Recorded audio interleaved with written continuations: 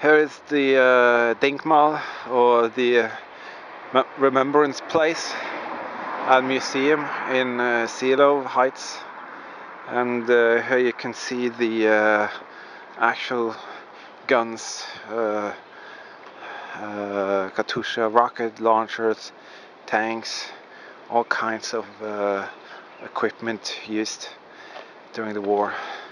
And up there is the Russian sort of monument, one of the searchlight that really failed.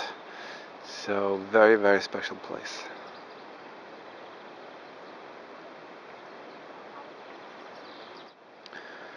Right here is a 120mm Granatwerfer, model 1938, and it's massive. This is mobile and easily transported to the different places in the field. Just put down with the legs, wind it up in the angle you wanted, dropped in, boom, off it went. Here is the 76mm cannon used by the Russians. It could easily be transported very, very quickly from one spot to the other, and definitely a piece of machinery which was a major cause of the victory of the Russians. Everybody who has seen some videos of the Battle of Silo Heights had definitely seen some of these in action. These are rocket launcher trucks with rockets that could reach up to 8.5 kilometers. So they were rebuilt, and the Russians put rocket launchers on top of them, and in that way they could easily move around and fire thousands of these very, very rapidly up towards the enemy area. Here is the famous T-34 tank, also part of the museum here. This is really what won the battle here. Very, very fast Panzer with a 7.62 machine gun and an 85mm cannon. Had a 500 horsepower strong engine, and it was very fast. And this is basically what the Russians used to win a lot of their battles. This is an example of what the Russian military tried to do. They wanted to attack in the night, and they wanted to use searchlights like this. This is produced after the war, but it's basically the same thing, and it's here on the museum. But they were put in here or put on the battlefield to try and make the advance easy by lighting up the battlefield. But because of all the smoke from the firing of the artilleries and tanks during the first wave, they couldn't use them. They were useless because of all the smoke and the dust, so they actually blinded the tank crews and the personnel trying to do their job. So it was a failure, but nevertheless it was a sort of a special trick up their sleeves that they were going to use.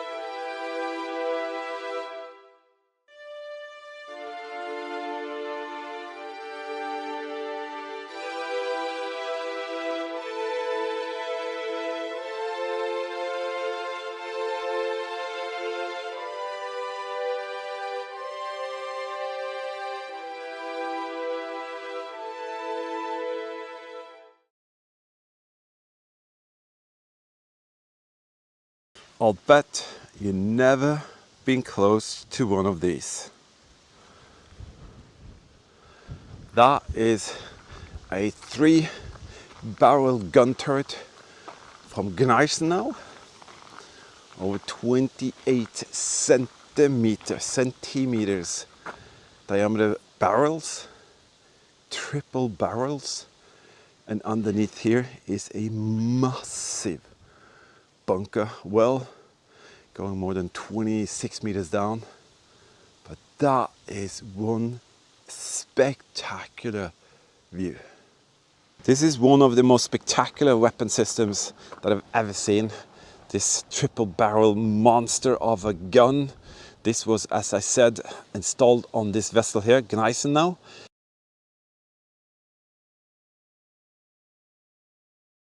It was damaged and the Germans just chopped it up and said, let's do something interesting, and they built this insane thing on the top of the mountain. And let me show you what it did. It protected the waterways all the way from here, all the way in there. And there are like 6 or 7 coastal fortresses and torpedo batteries and stuff. We're going to show you more of that later. So just watch our videos and you will definitely see more. But they are planted all over the inlet here, because that led to some of the biggest investments that the Germans ever did in the Atlantic Wall, and that is U-boat pens and massive airfields. So that is why this gun is here.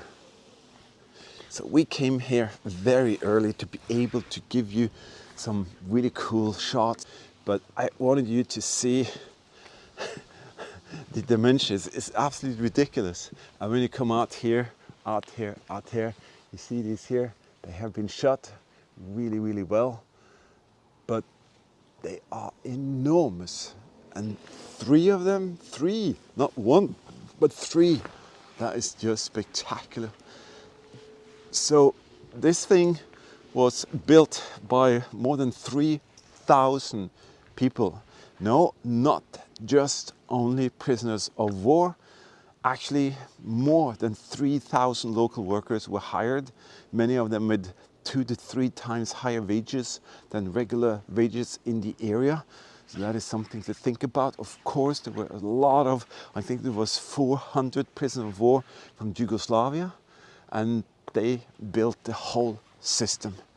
And you can see what is very impressive is these Panzer kind of metal plates that are attached everywhere. And somewhere I think they're like this thickness. But why don't we go up there and check it out ourselves? I'm now touching a substantial piece of World War II history.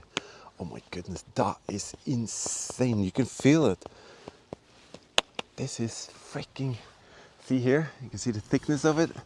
Right there, that's probably just half of the thickness.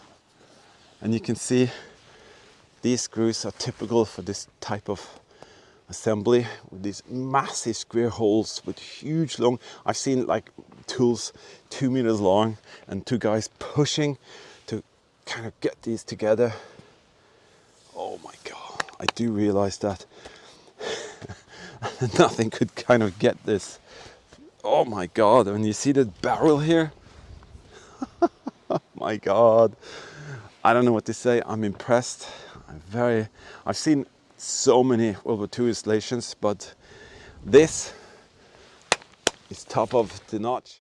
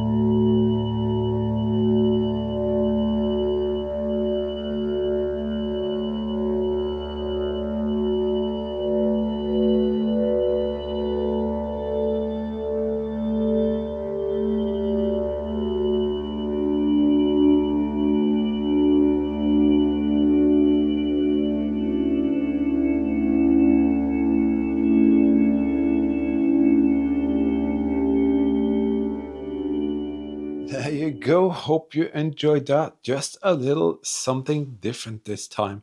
This is a request from some of our subscribers and viewers. Of course, sometimes I just want to do something different. Absolutely a lot of exciting locations out there, and we'll slam together some of these later as well, so you can see several places and locations in the same video. That's basically the idea of it. Well, that's yours idea, some of you out there.